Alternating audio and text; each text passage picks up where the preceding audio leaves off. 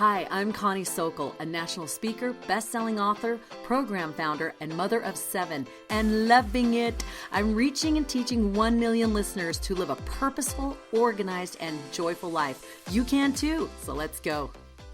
Hi, everyone. Welcome back to Money Mindset Mentors. We are so excited to be with you today. And today we are going to be talking about all things starting your own business. Have you been there where you feel like, oh, I feel a rumble, I feel something is coming, and now I have to step. And that scary part of stepping, you guys, I am right there with you. If this is you, I am with you.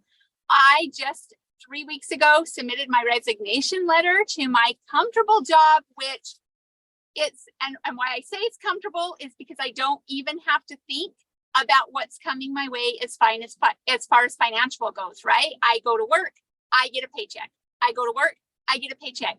And then all of a sudden I started feeling that stretch point and that, there's something else. There's something else in my soul that you have got to grow and you've got to do. And I finally did it. I went, okay, it's time for me to grow my tutoring business. I've got to grow this in a different way. And so I submitted my resignation letter and stepped out on my own. And I know that I am in good company because I know that both of these ladies on here today has been right there with me. And we are going to talk about that, stepping out and doing the business. We're going to go ahead and start with Rachel. Hey, well, congratulations, Amanda. It's a huge step and so excited for you. So it's awesome. Thanks. So, okay. So this past year, well, kind of back up a little bit. I've kind of always been an entrepreneur type, whatever. But this past year, we really jumped headfirst into owning our own businesses. And we had decided, most of you or some of you might know that the latest craze hitting the US, which is the specialty sodas coming out of specifically Utah. And so we decided that we love them and wanted to open some in Texas. And so we went into business with some family members and decided that we were going to take that plunge. And we got ready, got our broker, got everything. And you guys, it's like Amanda, it's like scary. It's so scary to kind of make that commitment because I've never opened anything brick and mortar before. And so where do you start? Oh my goodness, all these different pieces. For us, we decided to franchise just because we thought that we would be able to use them, right, as our outline and they would be able to help us, which they did. The funny thing is, though, when you're a franchisee, you still have a lot of things to do on your own. So opening these things is still something that you have to be prepared to get out of your comfort zone, really out of your comfort zone, right? And keep moving forward, even when things are not going the way that you want them to go. So anyway, we decided that we were going to do this. And as of February of this year, so 2023, we opened our first store in San Antonio. And so I'm just going to tell you how long it took to get to that place. So in August of 2021, we signed our franchise papers with Fizz. And then trying to find a drive-through location, trying to find just all the pieces to go with it, we finally were able to find a location in March of 2022. So it was 6 months before we were even able to find a place, you guys, crazy. Then with, working with the city officials and things of that nature, it took another almost year to get that open. Most of the times it shouldn't take that long. And we can go into details at a later date, but there were a lot of bumps in the road. The reason it took so long to get that first one open, we had a contractor that probably wasn't the best fit for us and really did some not so great things. So making sure, this is just advice, but making sure that your contractor that you have, you definitely want to see the projects that they have, talk to people that they work for. Are they paying, those type of things. But anyway, it took us a long time to get that first location open. We're going to back up just a teeny bit because remember I said we decided we were going to open these Fizzes. And Interestingly, in last May, so a year ago this month, we have a good friend here in San Antonio that had decided that they were going to sell their cookie business, and it's called the Texas Cookie Shop. And my daughter Emma was managing it at that point, and first of all, you guys, I never thought we'd own soda shops or cookie shops, just never, like never. But my daughter called me and she was like, "Hey, this is what's happening," and I was like, "Oh, perfect timing! Like, we'll be able to get fizzes running up," because I thought she's going to not have a job anymore. Like, she'll not be manager of the cookie shop. And then her full time can like be working on these fizzes, right? Getting the fizzes up and running. Anyway, then she talked to my husband, and my husband was like, "We cannot let the cookie shop go. We have to buy the cookie shop." And I was like, "Oh my goodness. Okay." So within a month, we had purchased a cookie shop. I wouldn't necessarily recommend doing that unless you have someone that already is on the ground, knows how to run it, like my daughter did. So I could kind of step in. She showed me the role, all that kind of stuff. Then 2 weeks after that, we were approached by a Fizz franchisee in Houston who had a family emergency and needed to sell their shop. And so we decided, okay, we're going to jump in and purchase that Fizz. So fast forward another month. So this is now July of 2022. We purchased our first Fizz that was already open. So within 2 months, we had a cookie shop that we were running and then a Fizz shop. So that's so to date, that's where we are. We've got a cookie shop that's independent, that's not a franchise.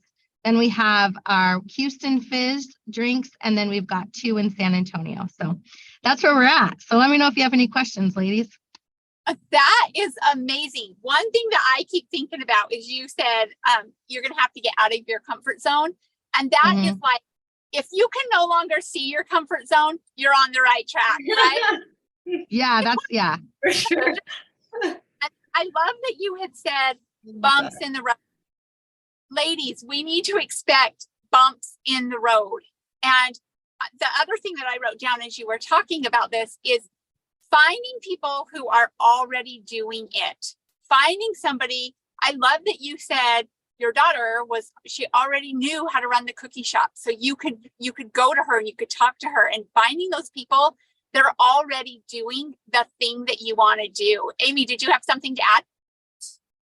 No, I mean, I do, but that, like, I'll go off on a tangent, so I'll talk about it when I go. Okay. So amazing. I love knowing that I am not walking this journey alone. Even though our businesses may look very different, there are bumps in the road, and it really is stepping outside of what is very, very comfortable and realizing that growth doesn't come from comfort. It grows from that stretching. It grows from that walking so far away from your comfort zone that you can no longer see it. Yeah. So one thing when you're talking about growth and like stepping outside your comfort zone, like this is probably just me. I'm sure nobody else gets like ugly like this, but like I know when I'm growing because I have like meltdowns, like, and it's, I don't know. I'm like, okay, when I'm in this position, when I can feel myself going there, I'm like, I need to go through this. I need to let this happen, because I know that once maybe I'm recognizing it, maybe I'm coming to terms with how difficult something is. I don't know what it is, but I allow myself to feel like all that crazy. And then I'm like, okay, now I can go back to the basics and like, okay, what is it that I know? And how can I, continue to grow? It's like a weird thing. I don't know. No, I love that. And I'm right there with you. I know when I'm getting to grow because it's like full circle. Here's where I'm at. I don't know if you can see me. Here's where I'm at. And then it's like, okay, I'll talk to myself. And then pretty soon I'm right here. And my husband will say to me over and over, the writing is on the wall. The door has been not only opened, but the ducks are all lined up for you. You just have to step. And I'm back here at square one. I have this idea. And what do you think? 1,000 times. Like he even told me, he goes, I love you, but you exhaust me. Like why are we here again? And it's my growing cycle. It is me stepping away from, I will go and go and go. And then I'll be like, wait, where's my comfort zone? Where is it? Shoot, I can't see it. I got to go back just a little bit more because I don't know if I'm ready to take the big step away. And yeah, so for me, it was putting in, actually submitting my resignation letter was me now saying, like, I don't even think about that comfort zone anymore. I have now stepped completely away from it. I had to do that step. So crazy. That's Yeah. awesome. That's awesome. Yeah. How about you, Amy? So for me, I think we're all in like a really similar state. It sounds like, and we were talking offline there for a few minutes, but for me, I'm certainly getting pretty far away from that comfort zone. And I feel like wonderful to have friends who surround you that are either going through the same thing or they know how to kind of just support you and push you. It sounds like your husband knows, hey, you're like, go, go, go. You know what I mean? My husband is the same, super supportive, just like that. So for me, I am opening my own brokerage. So I just got my broker's license and have partnered with Keller Williams. And I'm going to be opening a branch office here in Lehigh.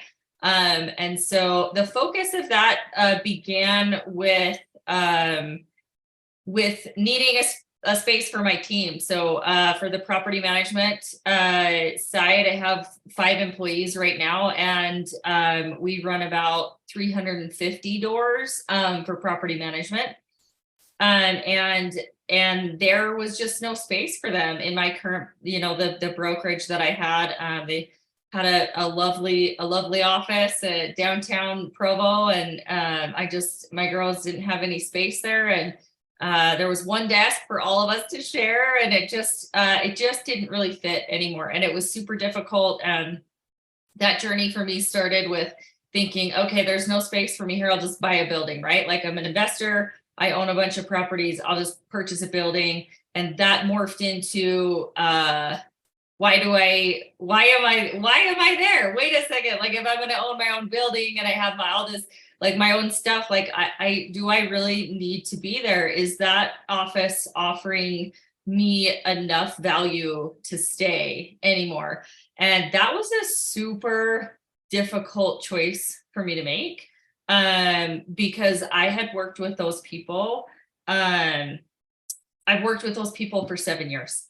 So I've been a real estate agent for 8, and I worked with those people for the majority of this portion of my spot where I'm at in my career. So it was a really difficult thing for me to feel like, man, it just doesn't fit anymore. It's very difficult to make that realization. And so at that point, I just knew, and started my broker's license late January, sat for my test in mid-March, passed that. And if you can believe it, there was more work.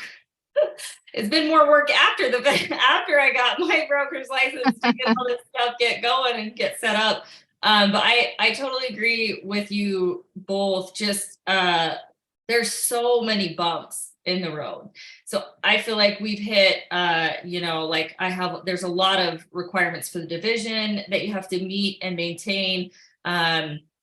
Everything has to be just so for trust accounts and things that have to be set up for holding and moving people's money. And so it's very difficult, and you learn more, than you think through those times. But I truly feel like, and it's panic, right? It's not panic. It's like a very, for me, it's like, I feel it in my heart and in my gut, to where I just know that it's going to get better. You know what I mean? Like, it's very, very difficult. You do those, like, I cry, you know what I mean? Like, oh my gosh, this is so crazy. Why am I even doing this? And then you just know that kind of like, I'm just to a point where I kind of feel like I'm getting back to a spot where I can see straight. And that you kind of have, like, you have this list of things that are pages long to do for months You know what I mean? And it's just so, to be a really productive person and to only get like so many of those marked off every day is difficult. So I'm just barely getting to a spot where I'm like, oh my gosh, I only have 14 items on my list to do today. You know what I mean? Is totally different. So I appreciate you ladies. Like, I love your stories. It's inspiring to me to have people like you around me. Amanda, I think you're gonna do amazing. And Rachel, I know you already, like, I think you're awesome. You already are doing amazing. The cookie stores. So I'm super happy to be surrounded by you guys and be able to do this and hopefully turn around and inspire other people who have hopes and dreams. You know what I mean? To do even just those small steps. Take those small steps forward. And if you don't know what those steps look like, to reach out to people, you know what I mean, that you would be able to say, oh yeah, well, here's some clarity, here's some direction, here's maybe what you want to start with. So yeah, you know, so many things from that, you ladies. This is so juicy and so good. I love it. One of the things that stood out to me was when you had talked about just looking, right? That a thought that came to me was, look for the opportunity. There is opportunity all around us. What is it that inside of you, if you are aspiring to do this, if you are inspiring to start your own business, to go out, look for those opportunities. Look for the thing that lights you on fire. Like what I'm about to step out and do, I am so passionate about it. It lights me on fire. I honestly can say, I don't think I will ever work a day in my life after this, even though I will work. But because that work will be so life fulfilling for me, it is going to be this just amazing opportunity for me to step into, and looking for that. And I love too, knowing that the nights that I wake up in that sheer panic of like, oh my gosh, I'm going to do this. That I'm not waking up alone, you guys. There are other people out there doing the same thing, because it is those growing points. It is that stretching you, and you have to do that. You have to. If everybody knew the outcome, everybody would be doing it. It's we make that outcome. We have to take that first step so that we can create that. It's the life we want. It's creating what we want, and that is where abundance comes in so much. Because why would we limit ourselves? I love that you said, I wrote it down because it's so good. I wrote it down. Have you outgrown your office? Right? I wrote that down. Like, have you outgrown your office? And when you said that, I could relate, because I can remember talking with my supervisor, and she said, Amanda, like, what is it? Money? Do you need more money? Like, what can we do to get you to stay? And that was what I said to her. I said, you know what? I feel like I have outgrown what you can offer me. As far as I need to be, I need to be more. I need to be, there's so much more I can do. And I'm already there's not much more other than your job. There's not much more I could do at this company. I want your job. Like, I don't want your job. It's not life fulfilling to me. You know what I mean? Absolutely. Absolutely. Sometimes it's a difficult realization to come to, especially when you're surrounded by people. Like, I was surrounded by people who were very successful, right? Most of the agents in my office make $1 million a year or more. So it's difficult to look around and say, this is no longer the right place for me. You know what I mean? It's very difficult to see that. And you're inspired by those people. I hold like a lot of respect for what the people in my office do and what they did and like what they'll continue to do. It just was not quite the right fit for me anymore. And that is a difficult thing to realize, especially you, like Amanda too. You probably like have a lot of history with those people. You care about them. They're like, you know what I mean? Like, if you're working with them daily on a daily basis, you have deep connections with people. You know what I mean? Yeah, I have to say, like, when I submitted my resignation letter, and I was so excited about it. And I'm like you, Amy, it's my feel for me. Like, ooh, I'm feeling this and it's discontent. And I know something's coming and something has to change. And then I open up to that, like, what is it? And I explore that feeling. Why is it showing up? Oh, here's an opportunity. I go through all of those emotions. And when I finally did that and I finally submitted, guys, 2 hours after my letter, hit my boss's desk, my job was posted. I seriously sat there. Yes, I felt how I felt. I felt like, oh, have I been in a bad relationship that I knew I needed to leave? Oh, Oh my goodness. Ah, darn it. But you're great like, oh, idea. shoot, I'm easily that replaced. Like, Yeah. Mhm. oh, man. Not Yeah. even a phone call before it got posted. Not even like a, I'm sorry you're leaving. Yeah. Or let's do a party or something or that. Oh, man. Oh, but then when I stopped and I was like, okay, wait a minute. This is right. And I'm not going to go back because now I'm looking back at that comfort zone, right? I'm seeing how fast I was replaceable.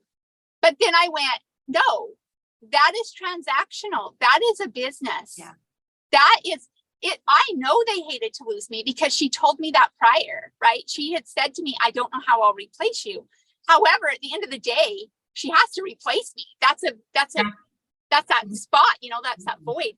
And so it also allowed me to turn around now and look at it from a position that I'm stepping into now with the business, right? And allowing me to see that other side to it as well. And that it did need to post, but it was a little hard for me at first. I'm telling you what, because I knew I couldn't go back to comfort. Yeah. It's way hard. I could see that being extremely hard. I felt the same way. Like I sent an email to my office and was just like, like, I love you guys. It's like a little bit, just doesn't fit anymore. I'm super happy to continue to collaborate, and didn't get much response back. You know what I mean? So Oh, it's man. kind of that same thing, kind of that same thing, feeling darn, maybe I should have been gone, a few years ago. So. Well, and Amanda, like you say, it's all, it's business. It's business. And even, Amy, even for you, it's not like they don't care and, that you didn't, contribute a lot, but it just is, it's like, it's just transactional. And so taking those emotions and making sure that when you're making these decisions, that you recognize that, okay, emotion is going to come. You're going to feel this way. It's just what it is, but you have to move forward with, your dreams and your desires and what is right ultimately. Yeah. And I have to say, since that moment, I have had more opportunity to tell people what I am doing than I ever did before, because now people are saying, oh, I heard you resigned. What is it that you're like, why? And it opens up the door for me to say, I need to grow my business. I've started it. Yeah. I've had it for 10 years. It's time to grow. And it's just allowed this whole opportunity for it to just, for it to grow. I needed to do this, So it's awesome. Good. I know it's the best thing that I've ever done. And I'm going to one day look back and say, oh, I can't imagine my life without that scary step. But while you are in the scary step, it is a real scary step. And it's okay to be in that scary step. My advice would be just don't stay there. Just don't stay there. And that brings me, do you guys have anything else that you want to add before I add like what my takeaways were? And then I would love to hear each of your takeaways. You start. Okay. So my takeaways were, I wrote down, look for the opportunity, talk to somebody who is already doing it because they know what bumps are in the road. Step away from the comfort zone, find your people to help you, and then ask the question when you start feeling that rumble, have I outgrown this? Have I outgrown my office? Those were my takeaways. I think you hit them all. I know, that's what I'm thinking. For all of them. You got it. Left, Amanda. Yeah, you did it. I do, like, really quickly though, like I loved what Amy said about, and Amanda, you said, have I outgrown the office or my office? That is so true, because like maybe you don't know what it is that you're looking for, but when you decide to take steps and to look for a bigger office, then all these ideas, and like Amy said, like, what do I really need? Do I really need that support behind me? And look at her now. Like, it's amazing what she's doing. So I love that statement too. Oh, I love that. I had something that I read a little while back when I was probably just in the midst of, you still have those emotions, right? Like the little bit of sadness, and you're not sure, if this is the right best move. Again, for me too, it was deciding if I'm going to do it my own brokerage or partner with a brand. Those were difficult questions. But initiating some of that, I read a quote or just some questions that I had read through. And one of those was, how happy is my heart? Are there rules or boundaries that I want to break? Like, are there things right now in my life that have to do with where I'm at that I want to break or push? Or are there restrictions that I'm feeling are bearing down on me? And then kind of just feeling a little bit into your body and your thoughts, and kind of really saying, okay, am I scared? Am I not doing this because I'm scared? Mm-hmm. Is this something that's holding me back because of, some of these other feelings that I have? And then feeling into what I wanted to do more of. You know what I mean? Like, what do I actually want to do more of? What are those things that actually bring, my mind peace? And like you said, Amanda, very clearly, like, I know that I'm not going to work. You know what I mean? I feel that way about real estate. Real estate is so fun for me. And I think that when you find that something, you can feel that. So I think that's probably my contributions, was just kind of like pay attention to your heart and your mind and where they want you to be. So. Yeah. Thank you, ladies, so much. And for all of you listening, we would love to hear from you. Please post any questions that you have, if you have thoughts, if you're in the same space and you're like, oh yeah, we are right there. We can no longer see the comfort zone, or we are feeling the rumbles of, maybe we're outgrowing our office. We would love to hear from you. Let's help each other on our journeys as we are becoming what we are meant to be, and have joy in that moment. That is going to be amazing. We'd love to hear from you. So go ahead and post below. Thank you, ladies, for meeting with me, and we will see you guys next time.